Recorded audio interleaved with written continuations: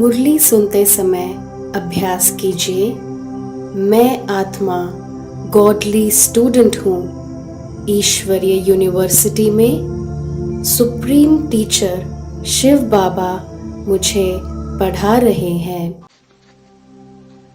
ओम शांति। 9 जनवरी 2022 सुनते हैं अव्यक्त बाप दादा के महावाक्य। रिवाइज डेट 21 दिसंबर 1989। विषय त्रिदेव रचयिता द्वारा वरदानों की प्राप्ति। आज त्रिदेव रचयिता अपनी साकारी और आकारी रचना को देख रहे हैं। दोनों रचना अति प्रिय हैं, इसलिए रचता रचना को देख हर्षित होते हैं। रचना सदा ये खुशी के गीत गाती कि वाह रचता, और रचता सदा ये गीत गाते वाह मेरी रचना। रचना प्रिय है, जो प्रिय होता है उसको सदा सब कुछ देकर संपन्न बनाते हैं। तो बाप ने हर एक श्रेष्ठ रचना को विशेष तीनों संबंधों से कितना संपन्न बनाया है। बाप के संबंध से दाता बन ज्ञान खजाने से संपन्न बनाया। शिक्षक रूप से भाग्य विधाता बन अनेक जन्मों के लिए भाग्यवान बनाया। सतगुरु के रूप में वरदाता बन वरदानों से झोली भर देते। ये है अविनाशी स्नेह व प्यार।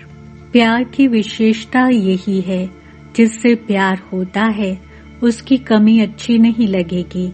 कमी को कमाल के रूप में परिवर्तन करेंगे। बाप को बच्चों की कमी सदा कमाल के रूप में परिवर्तन करने का सदा शुभ संकल्प रहता है। प्यार में बाप को बच्चों की मेहनत देखी नहीं जाती। कोई मेहनत आवश्यक हो तो करो, लेकिन ब्राह्मण जीवन में मेहनत करने की आवश्यकता ही नहीं है, क्योंकि दाता विधाता और वरदाता तीनों संबंध से इतने संपन्न बन जाते हो जो बिना मेहनत रूहानी मौज में रह सकते हो। वर्षा भी है, पढ़ाई भी है और वरदान भी है। जिसको तीनों रूपों से प्राप्ति हो, ऐसे सर्व प्राप्ति वाली आत्मा को मेहनत करने की क्या आवश्यकता है। कभी वर्षे के रूप में व बाप को दाता के रूप में याद करो तो रूहानी अधिकारीपन का नशा रहेगा। शिक्षक के रूप में याद करो तो गॉडली स्टूडेंट अर्थात भगवान के स्टूडेंट हैं, इस भाग्य का नशा रहेगा। सतगुरु हर कदम में वरदानों से चला रहा है। हर कर्म में श्रेष्ठ मत वरदाता का वरदान है।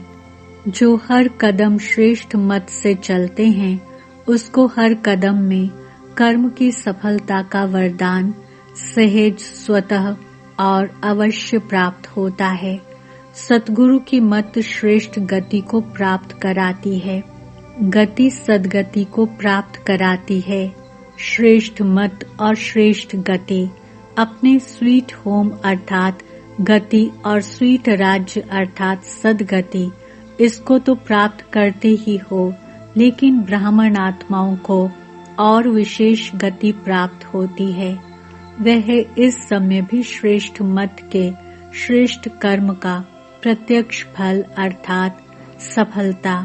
ये श्रेष्ठ गति सिर्फ संगम युग पर ही आप ब्राह्मणों को प्राप्त है। इसलिए कहते हैं जैसी मत वैसी गत। वो लोग तो समझते हैं मरने के बाद गति मिलेगी, इसलिए अंतमति सो गति कहते हैं। लेकिन आप ब्राह्मण आत्माओं के लिए इस अंतिम मर्जीवा जन्म में हर कर्म की सफलता का फल अर्थात गति प्राप्त होने का वरदान मिला हुआ है। वर्तमान और भविष्य सदा गति सद्गति है ही है। भविष्य के इंतजार में नहीं रहते हो। संगम युग की प्राप्ति का यही महत्व है। अभी अभी कर्म करो और अभी अभी प्राप्ति का अधिकार लो। इसको कहते हैं एक हाथ से दो, दूसरे हाथ से लो। कभी मिल जाएगा व भविष्य में मिल जाएगा, ये दिलासे का सौदा नहीं है। तुरंत दान महापुण्य ऐसी प्राप्ति है। इसको कहते हैं झटपट का सौदा।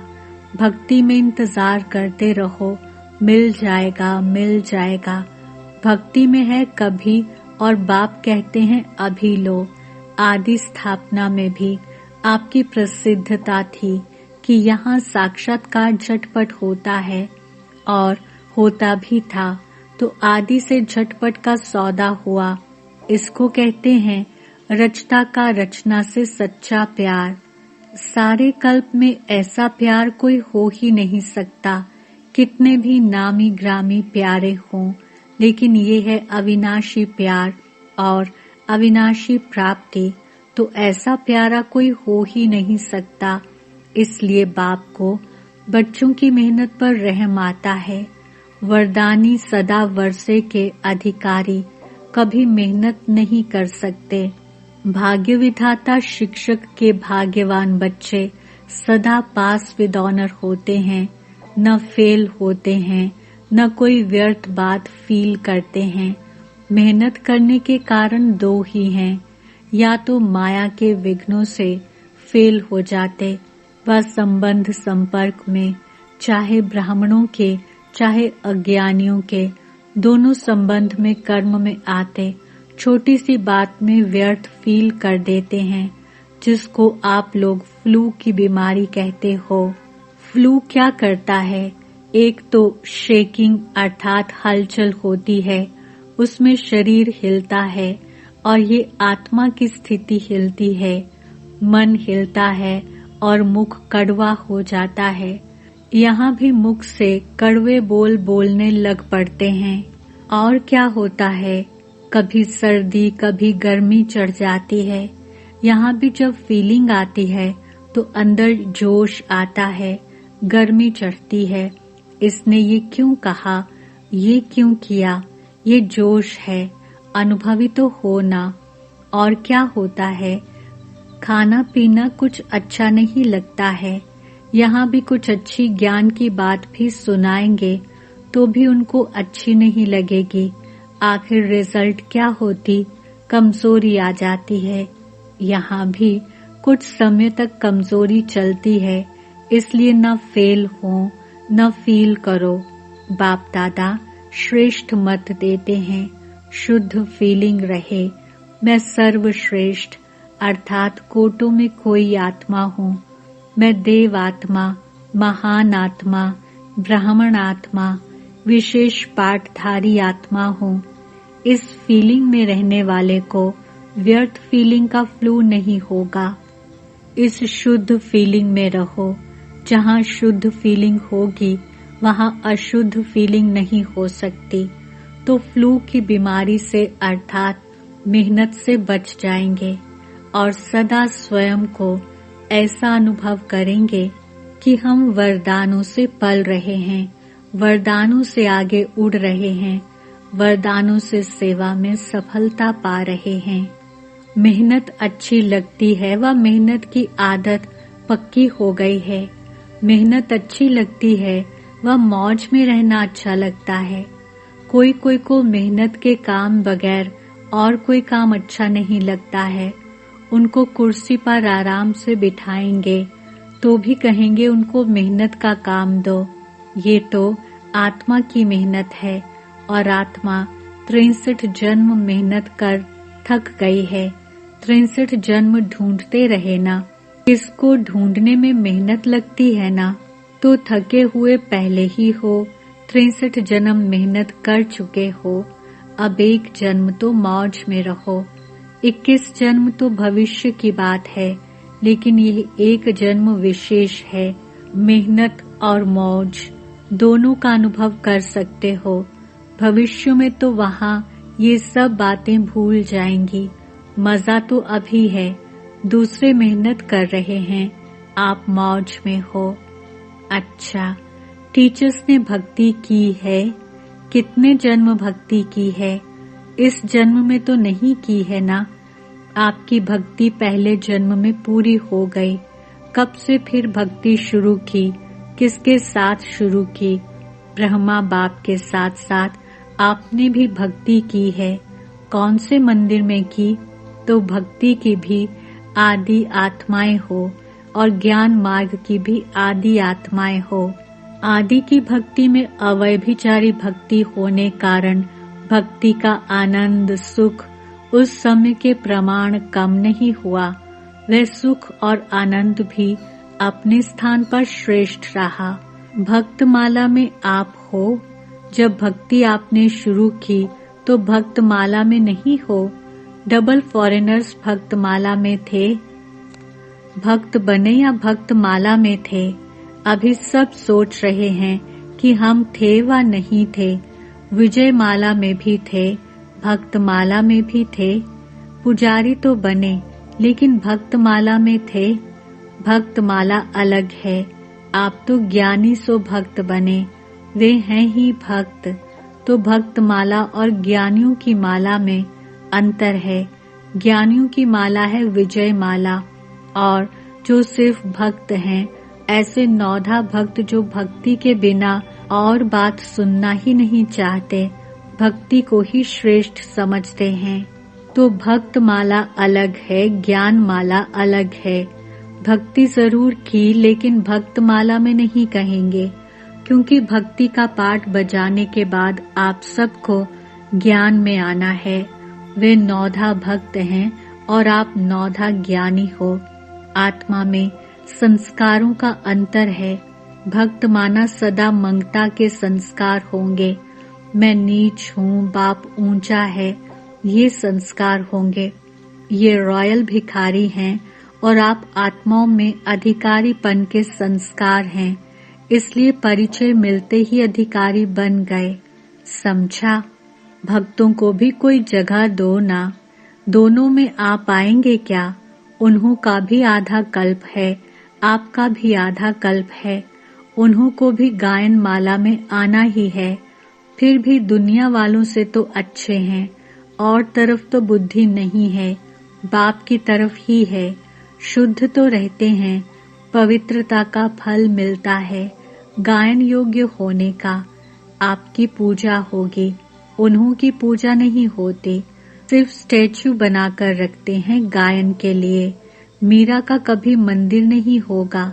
देवताओं मिसल मीरा की पूजा नहीं होती, सिर्फ गायन है।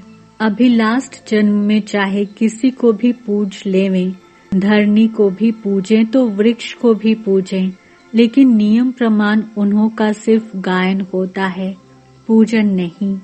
आप पूज्य बनते हो तो आप पूजनीय आत्माएं हो। ये नशा सदा स्मृति में रखो। पूज्य आत्मा कभी कोई अपवित्र संकल्प को टच भी नहीं कर सकती। ऐसे पूज्य बने हो। अच्छा, चारों ओर के वर्षे के अधिकारी आत्माओं को सदा पढ़ाई में पास विद ऑनर्स होने वाले, सदा वरदानों द्वारा वरदानी बन औरों को भी वरदानी बनाने वाले ऐसे बाप, शिक्षक और सतगुरु के प्यारे, सदा रूहानी मौज में रहने वाली श्रेष्ठ आत्माओं को बाप दादा का याद, प्यार और नमस्ते। अच्छा, मीठे मीठे सिक्के रूहानी बच्चों पर रूहानी बाप दादा का याद, प्यार और गुड मॉर्निंग। हम रूहानी बच्चों की रूहानी बाप दादा को याद, प्यार, गुड मॉर्निंग, नमस्ते और बहुत बहुत धन्यवाद। पंजाब राजस्थान ग्रुप से बाप दादा की मुलाकात। सदा अपने को होली हंस अनुभव करते हो। होली हंस अर्थात समर्थ और व्यर्थ को परखने वाले। वे जो हंस होते हैं वो कंकड़ और रत्न को अलग करते हैं, मोती और पत्थर को अलग करते हैं। लेकिन आप होली हंस किसको परखने वाले हो? समर्थ क्या है और व्यर्थ क्या है, शुद्ध क्या है और अशुद्ध क्या है। जैसे हंस कभी कंकड़ को चुग नहीं सकता, अलग करके रख देगा, छोड़ देगा, ग्रहण नहीं करेगा।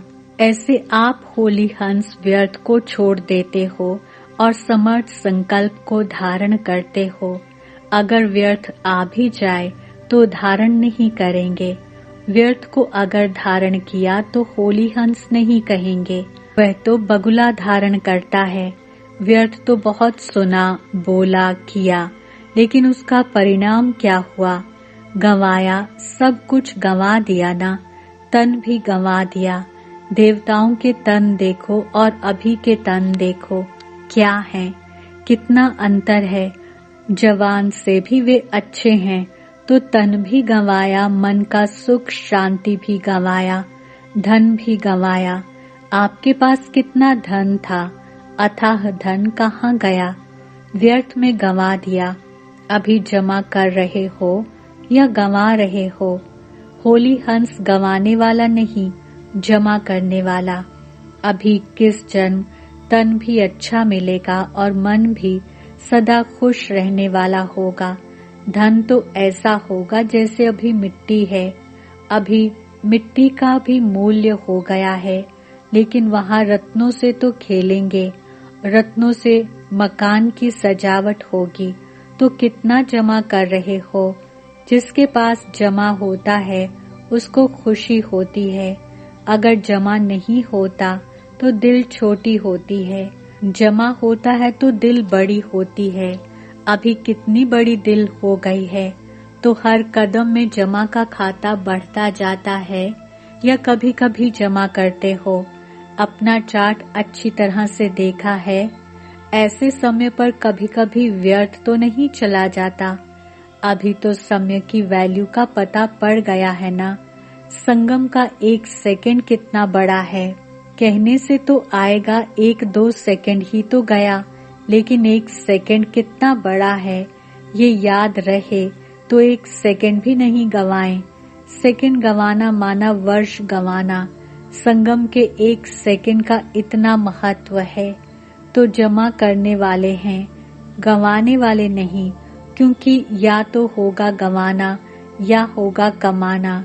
सारे कल्प में कमाई करने का समय अभी है। तो होली हंस अर्थात स्वप्न में, संकल्प में भी कभी व्यर्थ गंवाएंगे नहीं। होली अर्थात सदा पवित्रता की शक्ति से अपवित्रता को सेकंड में भगाने वाले, न केवल अपने लिए बल्कि औरों के लिए भी, क्योंकि सारे विश्व को परिवर्तन करना है ना। पवित्रता की शक्ति कितनी महान है ये तो जानते हो ना। पवित्रता ऐसी अग्नि है जो सेकंड में विश्व के किचड़े को भस्म कर सकती है।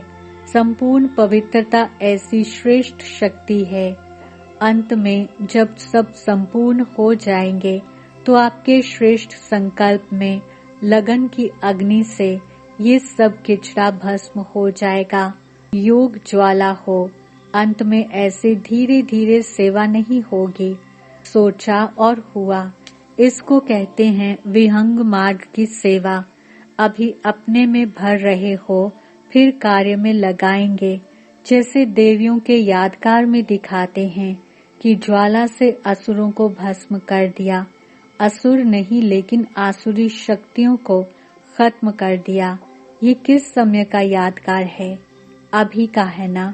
तो ऐसे ज्वालामुखी बनो। आप नहीं बनेंगे तो कौन बनेगा? तो अभी ज्वालामुखी बन आसुरी संस्कार, आसुरी स्वभाव सब कुछ भस्म करो। अपने तो कर लिए है ना, या अपने भी कर रहे हो? अच्छा, पंजाब वाले निर्भय तो बन गए, डरने वाले तो नहीं होना। ज्वालामुखी हो, डरना क्यों? मरे तो पड़े ही हो, फिर डरना किससे?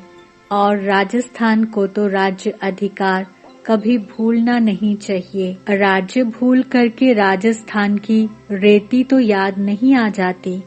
वहाँ रेत बहुत होती है ना। तो सदा नए राज्य की स्मृति रहे। सभी निर्भय ज्वालामुखी बन प्रकृति और आत्माओं के अंदर जो तमोगुण है उसे भस्म करने वाले बनो। ये बहुत बड़ा काम है। स्पीड से करेंगे तब पूरा होगा। अभी तो व्यक्तियों को ही संदेश नहीं पहुंचा है, प्रकृति की तो बात पीछे है।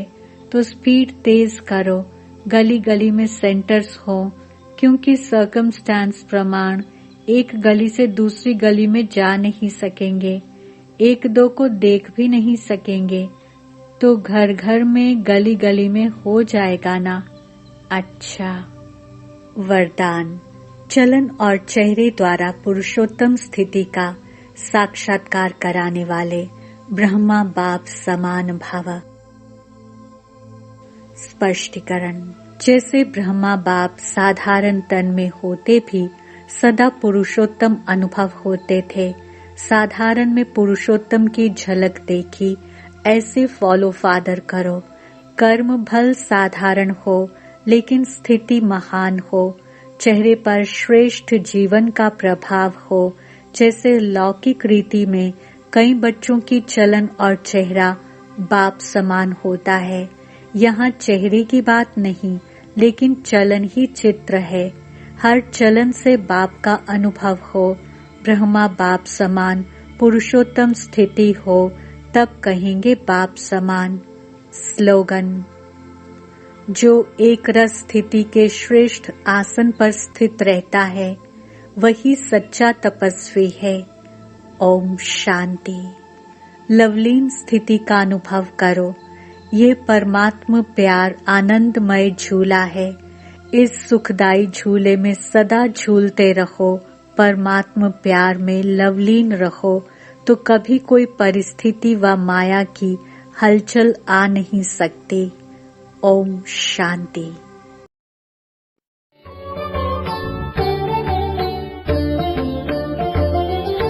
विश्व मंच पर आए, शिव रुद्र यज्ञ रचाए, ब्रह्मांड का वो मालिक, देखो नूर है छलकाए, विधाता है वो दाता, वरदान दे रहा, सर्व शक्तियों से कल्याण करते कल्याणकारी। विश्व मंच पर आए, शिव रुद्र यज्ञ रचाए, ब्रह्मांड का वो मालिक, देखो नूर है छलकाए।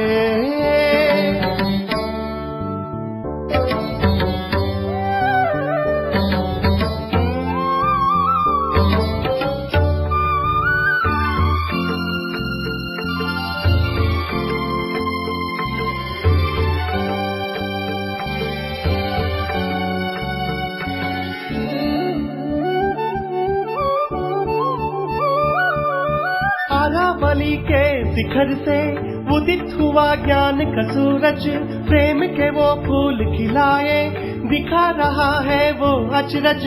स्नेह सिंधु है वो बिंदु, रोशनी का है दरिया, सुख का संसार भरा, सबके लिए ले आया, गूंज रहा विश्व सारा ये संदेश प्यारा प्यारा, आनंदमय ये संसार। विधाता है वो दाता, वरदान दे रहा, सर्व शक्तियों से कल्याण करते कल्याणकारी। विश्व मंच पर आए, शिव रुद्र यज्ञ रचाए, ब्रह्मांड का वो मालिक, देखो नूर है छलकाए।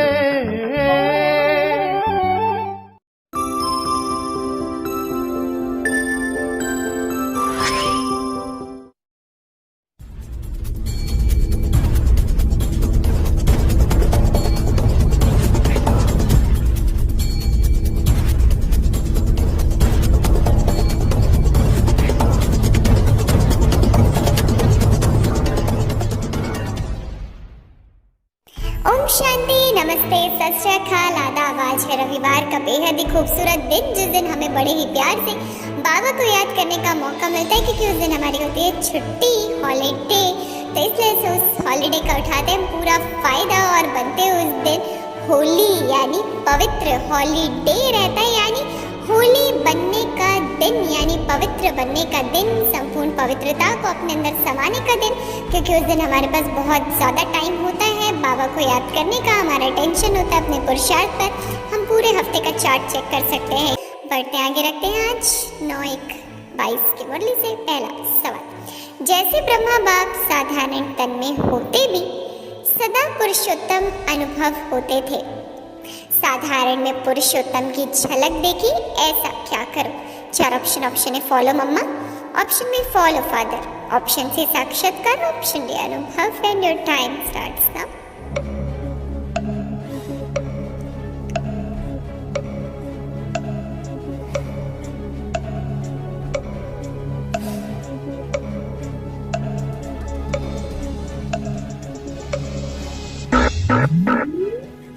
वक्त समाप्त हुआ। सही जो ऑप्शन बी फॉलो फादर। तो कॉन्ग्रेचुलेशंस एंड कॉन्ग्रेचुलेशंस। तो चलिए बहुत बहुत बधाइयाँ। बढ़ते आगे रखते हैं दूसरा सवाल।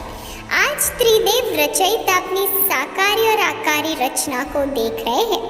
दोनों रचना अति प्रिय है, इसलिए रचता रचना को देख क्या होते हैं? चार ऑप्शन। ऑप्शन ए मग, ऑप्शन बी खुश, ऑप्शन सी प्रसन्न, ऑप्शन डी हर्षित and your time starts now. बताना है आपको सही जवाब इस प्रश्न का, तभी ले जा पाएंगे यहाँ से आप कुछ पॉइंट्स और टास्क।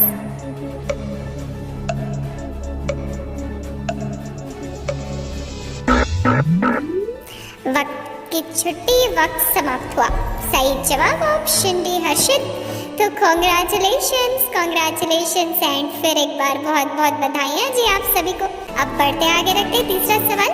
कभी वर्षे के रूप में व बाप को दाता के रूप में याद करो तो रूहानी किसका नशा रहेगा? चार ऑप्शन। ऑप्शन अधिकारीपन, ऑप्शन बी मालिकपन, option C surgeon, option D ताकतवर and your time starts now.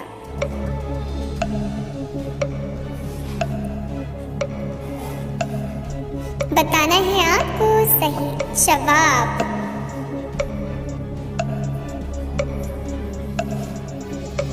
वक्त समाप्त हुआ। सही जवाब है ऑप्शन ए अधिकारीपन। तो बधाइयाँ बधाइयाँ और फिर एक बार आपको बधाई हो बधाई हो बधाई हो जी, बहुत बहुत बधाइयाँ बधाइयाँ और दिल की दुआएं मुबारकें आपने इकट्ठा कर ली हैं।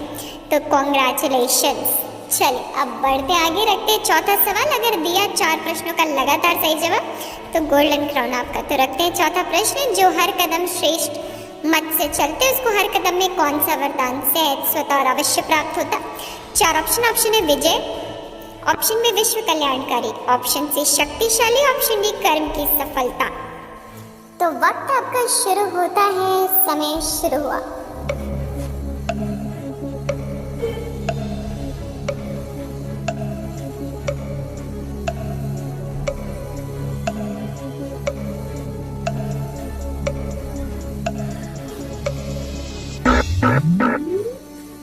समय समाप्त। सही जवाब बताते हैं ऑप्शन डी कर्म की सफलता का। तो फिर एक बार congratulations and very very congratulations. तो चलिए अब बढ़ते आगे रखते हैं आज का अंतिम सवाल। 63 जन्म ढूंढते रहे ना, किसको ढूंढने में मेहनत लगती है ना, तो थके हुए पहले ही हो। कितने जन्म मेहनत कर चुके हो, अब एक जन्म तो मौज में रहो। चार option. Option 21, option B 63, option C 84, option D 20 and your time starts now.